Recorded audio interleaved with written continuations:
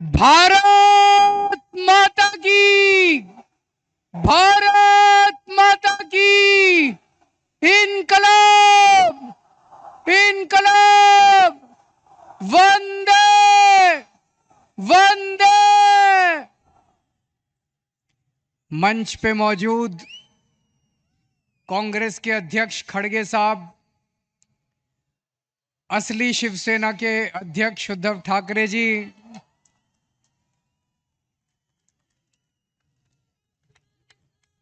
असली एनसीपी के अध्यक्ष शरद पवार जी, इंडिया गठबंधन के देश भर से आए हुए सभी सीनियर नेतागण और इतनी भारी संख्या में आए हुए मेरे सभी प्यारे बहनों, भाइयों, माताओं, बुजुर्गों, बच्चों, आप सबको मेरा नमस्कार, सबको मेरा प्रणाम।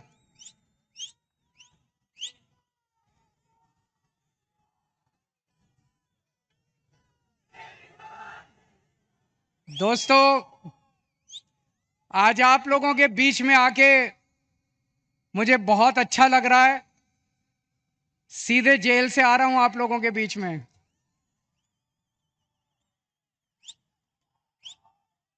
जेल का जवाब, जेल का जवाब, दिल्ली से आया हूं झोली फैला के आपसे भीख मांगने के लिए। मेरे भारत को बचा लो, मेरे देश को बचा लो।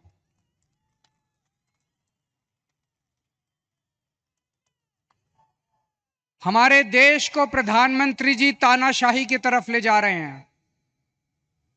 हमारे देश को बाबा साहब अंबेडकर ने एक शानदार संविधान दिया था, जनतंत्र का। जनता चुनेगी, वोट करेगी, लोग चुने जाएंगे, वो शासन करेंगे। जिनको जनता चुनेगी वो शासन करेंगे। जनता के मुताबिक काम किए। अब धीरे धीरे धीरे धीरे प्रधानमंत्री जी ये शासन, ये जनतंत्र खत्म करना चाहते हैं। मेरा उदाहरण लीजिए, दिल्ली में हमें 2015 में दिल्ली में 70 सीट हैं, विधानसभा में 70 सीट हैं। 70 में से 67 सीट, 67 सीट आम आदमी पार्टी को मिली थी। 5 साल बाद चुनाव हुए 2020 में, और 2015 में 67 सीट आम आदमी पार्टी को, 3 सीट बीजेपी को। 2020 में 70 में से 62 सीट आम आदमी पार्टी को, 8 सीट बीजेपी को। तो मोदी जी ने देखा कि दिल्ली में आम आदमी पार्टी को हरा नहीं सकते, तो मोदी जी ने एक षड्यंत्र रचा, एक फर्जी केस बनाया। उसमें मनीष सिसोदिया को, सतिंदर जैन को, सबको उसमें गिरफ्तार किया और फिर मुझे गिरफ्तार कर लिया। अगर हरा नहीं सकते तो गिरफ्तार कर लो। उन्हें लगा कि गिरफ्तार करेंगे तो केजरीवाल को इस्तीफा देना पड़ेगा, लेकिन केजरीवाल ने तय किया सरकार जेल से चलाएंगे। मैंने इस्तीफा नहीं दिया, सरकार जेल से चलाएंगे। अगर मोदी जी जनतंत्र को जेल में कैद करेंगे तो हम जनतंत्र को जेल से चला के दिखाएंगे।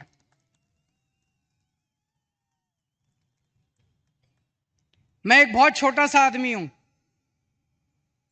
हमारी एक छोटी सी पार्टी है, 2 राज्यों में है, पंजाब में, दिल्ली में। मैं सोच रहा था मोदी जी ने मुझे गिरफ्तार क्यों किया। मेरे जैसे छोटे से, वो तो इतने बड़े आदमी हैं, इतना उनके पास साधन है, तमाम उनके पास रिसोर्सेज हैं, मुझे क्यों गिरफ्तार किया। मुझे गिरफ्तार किया क्योंकि दिल्ली के गरीब बच्चों के लिए मैंने अच्छी शिक्षा का इंतजाम किया। दिल्ली के गरीब बच्चों के लिए मैंने अच्छे सरकारी स्कूल बनाए, शानदार सरकारी स्कूल बनाए। मोदी जी नहीं चाहते कि गरीब बच्चों के लिए अच्छे स्कूल बनाए जाएं, वो इस काम को रोकना चाहते हैं, इसलिए उन्होंने मुझे गिरफ्तार किया। मैंने मान लो 500 स्कूल बनाए। मोदी जी, आपका बड़प्पन तो तब था आप 5000 स्कूल बनाते। आप तो इतने बड़े आदमी हो, आप 5000 स्कूल बनाते, तब आपका बड़प्पन था। आपने केजरीवाल को गिरफ्तार करके स्कूलों का काम रोक दिया दिल्ली के अंदर। मुझे गिरफ्तार इसलिए किया क्योंकि दिल्ली में मैंने इतने सारे मोहल्ला क्लिनिक, गली गली में मोहल्ला क्लिनिक, अस्पताल बनाए शानदार, सबका इलाज मुफ्त कर दिया, दवाइयां, टेस्ट, सब कुछ मुफ्त कर दिया 2.5 करोड़ दिल्ली के लोगों के लिए। मोदी जी ये काम रोकना चाहते हैं, इसलिए मुझे गिरफ्तार किया। और विडंबना देखिए, दिल्ली के लोगों के लिए मैंने सारी दवाइयां मुफ्त कर दी, लेकिन जब मैं तिहाड़ जेल में गया 15 दिन तक मेरी दवाइयां बंद करवा दी मोदी जी ने तिहाड़ जेल के अंदर।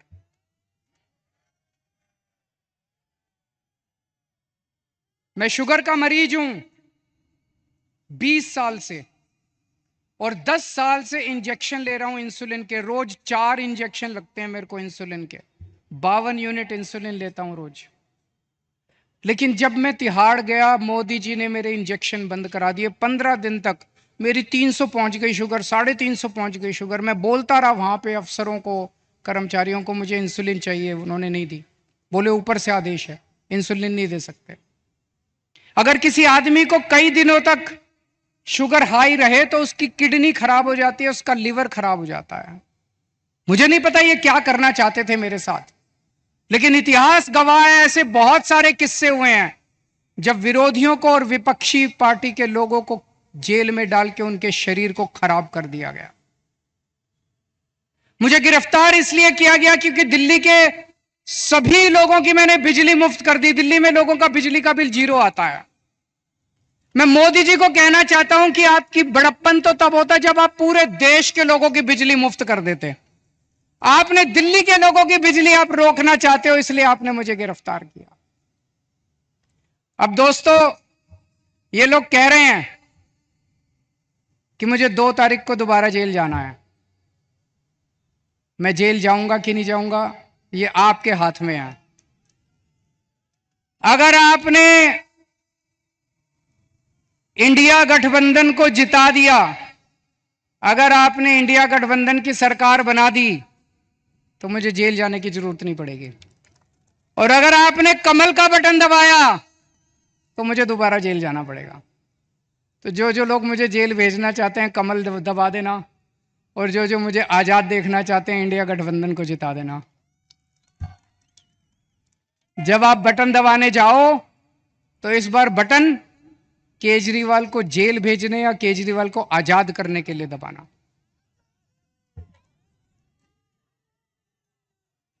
रशिया का नाम सुना है? Russia, Putin.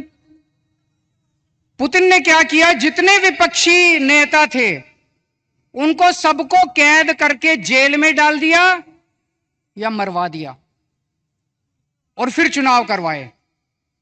87% वोट मिल गए, 87%। जब विपक्षी नहीं होगा, लड़ने वाले नहीं होंगे, सारे वोट आप ही को मिलेंगे। बांग्लादेश में भी अभी ऐसा हुआ, उसने सारे विपक्षी नेताओं को जेल में डाल दिया और शेख हसीना जीत गई। पाकिस्तान में भी यही हुआ, इमरान खान को जेल में डाल दिया, उसकी पार्टी छीन ली, उसका सिंबल छीन लिया, जीत गए। अब मोदी जी भी हमारे देश को पाकिस्तान और बांग्लादेश बनाना चाहते हैं। इंडिया गठबंधन भारत देश को दुनिया का नंबर 1 देश बनाना चाहता है। मोदी जी भारत को बांग्लादेश और पाकिस्तान बनाना चाहते हैं। तय आपको करना है कि आप भारत को किस तरफ ले जाना चाहते हो, बांग्लादेश और पाकिस्तान की तरफ, या दुनिया का नंबर 1 देश बनाना है।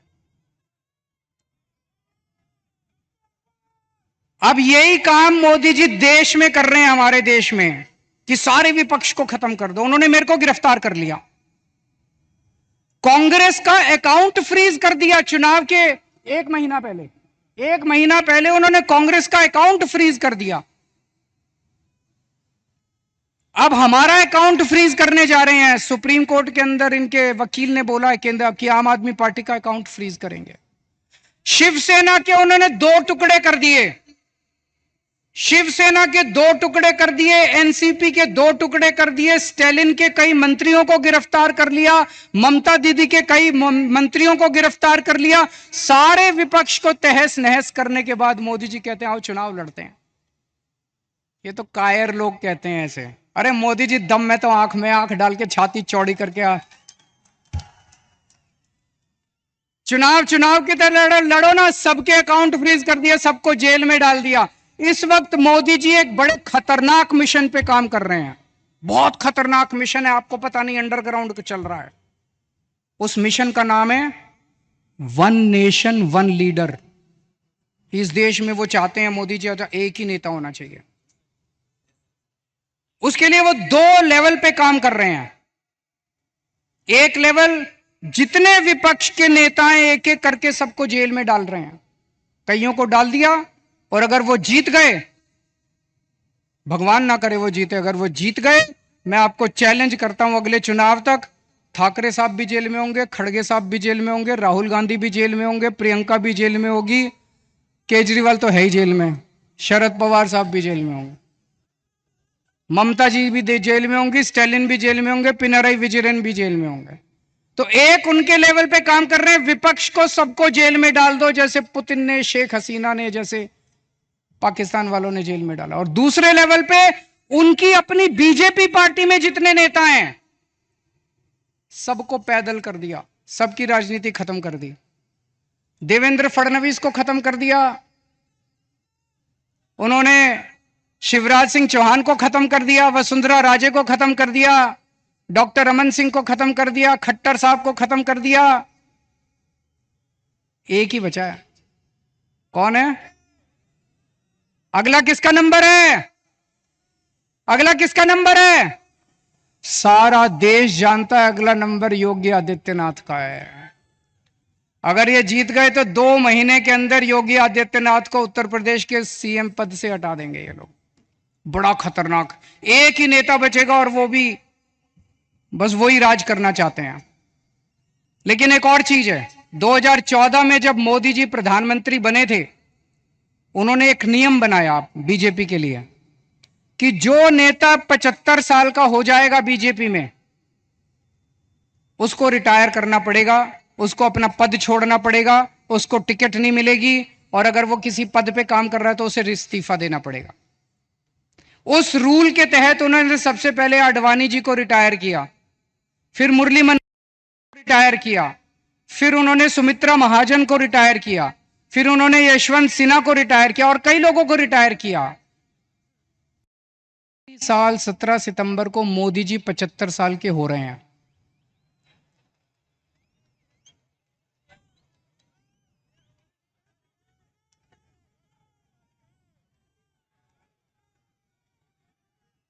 और मोदी जी ने तय किया है वो अपने बाद अमित शाह को प्रधानमंत्री बनाएंगे। मोदी जी ने तय किया है वो अपने बाद अमित शाह को तो इस बार मोदी जी अपने लिए वोट नहीं मांग रहे, अमित शाह के लिए वोट मांग रहे हैं। अमित शाह को प्रधानमंत्री बनाने के लिए वोट मांग रहे हैं। आप अपने आसपास जितने बीजेपी के सपोर्टर हैं, बीजेपी के वोटर हैं, बीजेपी के भक्त हैं, उनको बोलना अगर वो वोट डालने जाएं, ये सोच के जाएं कि वो अमित शाह के लिए वोट दे रहे हैं, मोदी जी के लिए वोट नहीं दे रहे। आंख बंद कर लें और सोचें कि मोदी जी की बजाय अमित शाह प्रधानमंत्री बनने वाले। और उसमें भी जितने पिछले 2 साल से इस पे काम कर रहे हैं मोदी जी, जितने नेता थे बड़े छोटे बीजेपी के अंदर, सबको खत्म कर दिया। शिवराज सिंह चौहान को, वसुंधरा राजे को, डॉक्टर रमन सिंह, योगी आदित्यनाथ को 2 महीने में हटा देंगे ताकि रास्ता साफ हो जाए, अमित शाह बचे केवल। यह बात मैंने जेल से निकलने के अगले दिन प्रेस कॉन्फ्रेंस करके कही थी। जैसे ही मैंने कहा, सबसे पहले अमित शाह बोले नहीं नहीं मोदी जी रहेंगे हमारे 5 साल प्रधानमंत्री, मोदी जी रहेंगे। उसके बाद एक के बाद एक ही दिन में 24 घंटे में इतने नेताओं ने कहा मोदी जी रहेंगे प्रधानमंत्री, मोदी जी। मोदी जी ने नहीं कहा, मोदी जी देश के सामने कह दे कि वो रूल तो मैंने आडवाणी जी से छुटकारा पाने के लिए बनाया था, मैं तो रहूंगा। या तो मोदी जी कह दे भाई मैं तो रहूंगा, पर अप्लाई नहीं होता, ये तो मैंने आडवाणी जी की राजनीति खत्म करने के लिए बनाया था, उनको रास्ते से हटाने। लेकिन अभी तक मोदी जी नहीं बोले, इसका मतलब मोदी जी रिटायर करेंगे और यूपी के मुख्यमंत्री को हटाया जाएगा। मैं देख रहा हूं महाराष्ट्र में इन दिनों कुछ ज्यादा ही चक्कर लगा रहे हैं मोदी जी। अभी थोड़े दिन पहले आए, इतनी गंदी गालियां देते हैं वो, प्रधानमंत्री को ये शोभा नहीं देता। वो पवार साहब के लिए बोले भटकती आत्मा, ये शोभा देता है प्रधानमंत्री जैसे व्यक्ति को? शरद पवार जी की, इतने सीनियर नेता हैं देश के, आपकी उनसे वैचारिक भिन्नता हो सकती है, अलग अलग पार्टी में हो सकते हैं, लेकिन थोड़ी सी इज्जत तो रखिए। 84 साल की उम्र है शरद पवार जी की, मोदी जी की 74 साल की उम्र है, 10 साल बड़े हैं उनसे, और उनको कहते हैं भटकती आत्मा। ये तो सड़क छाप बात है। वो उद्धव ठाकरे जी को कहते हैं, क्या बोले उद्धव ठाकरे जी को? नकली संतान। उद्धव ठाकरे जी को कहते हैं नकली संतान। ये कोई भाषा है प्रधानमंत्री की? इस तरह से बोलते हैं प्रधानमंत्री? ये शरद पवार की बेइज्जती नहीं है, ये उद्धव ठाकरे की बेइज्जती नहीं है, ये महाराष्ट्र के एक एक व्यक्ति की बेइज्जती है। इस बार जब वोट डालने जाओ तो ऐसा बटन दबाना कि महाराष्ट्र की इज्जत ऊंची हो और महाराष्ट्र की बेइज्जती का बदला लिया जाएगा।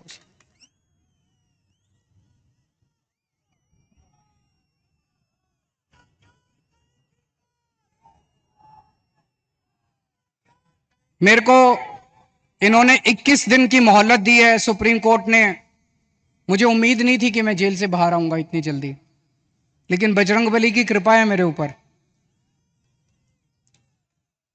बजरंगबली की कृपा है। अचानक एक दिन मैं सेल में बैठा था, मेरा 25 नंबर सेल है, जेल नंबर, अब दोबारा जाना है मुझे, आप लोग मुझे चिट्ठी लिख सकते हैं जेल में।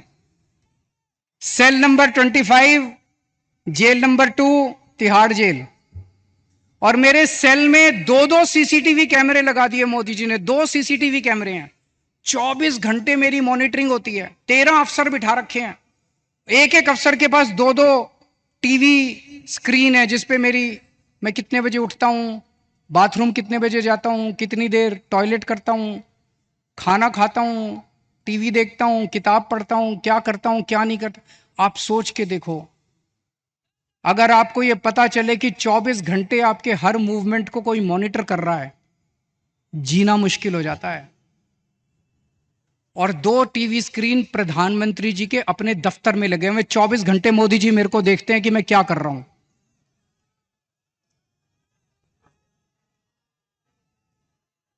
तो एक दिन मैं टीवी देख रहा था, अचानक मुझे पता चला कि सुप्रीम कोर्ट ने मेरे को बेल दे दी।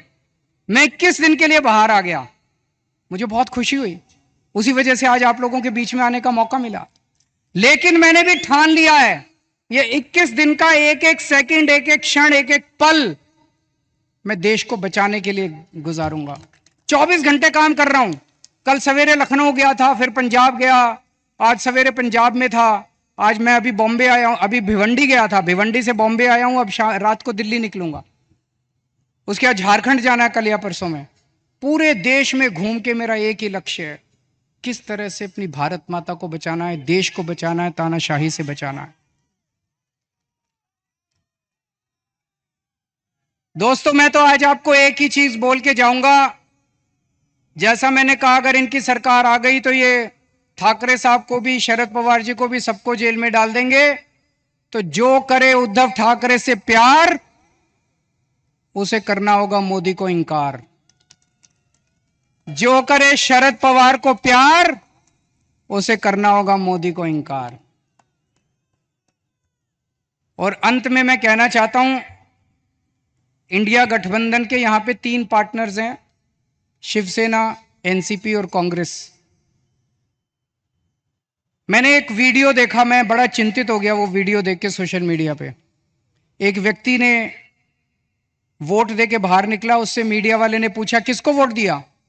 बोला शरद पवार को। बोला कौन से निशान पे? बोला घड़ी के निशान पे। अभी बहुत कंफ्यूजन है लोगों में, इस कंफ्यूजन को दूर करना बहुत जरूरी है। लोग, मैं देख रहा हूं, बड़ी जबरदस्त तरीके से बीजेपी को नकार रहे हैं, लेकिन अगर गलत सिंबल पे वोट डल गया तो बड़ी मुश्किल हो जाएगी। आप सब लोगों की जिम्मेदारी है, जितने लोग आज यहां आए हैं, वापस जाके अपने अपने मोहल्ले में, अपने अपने गांव में, अपने अपने पड़ोस में बोल देना कि असली शिवसेना का सिंबल बदल गया है, असली शिवसेना का सिंबल ये है, मशाल है। ये बताना पड़ेगा सबको, बताना पड़ेगा सबको। और असली एनसीपी का सिंबल जो है वो अब घड़ी नहीं है, वो तुतारी बजाने वाला आदमी है। वो बताना पड़ेगा सबको, हम सबकी जिम्मेदारी है। पार्टी अपना काम कर रही है, लेकिन पार्टी के साथ साथ जनता की भी जिम्मेदारी है। और लास्ट में एक ही चीज कहूंगा, 4 तारीख को जब नतीजे आएंगे, मैं तब तक जेल जा चुका हूंगा, जेल से नतीजे देख रहा हूंगा। पिछली बार 48 में से 42 सीट एनडीए की आई थी, इस बार 48 में से 42 सीट इंडिया गठबंधन की आनी चाहिए। अगर 48 में से 42 सीट इंडिया गठबंधन की आई तो मुझे जेल के अंदर बड़ा सुकून मिलेगा।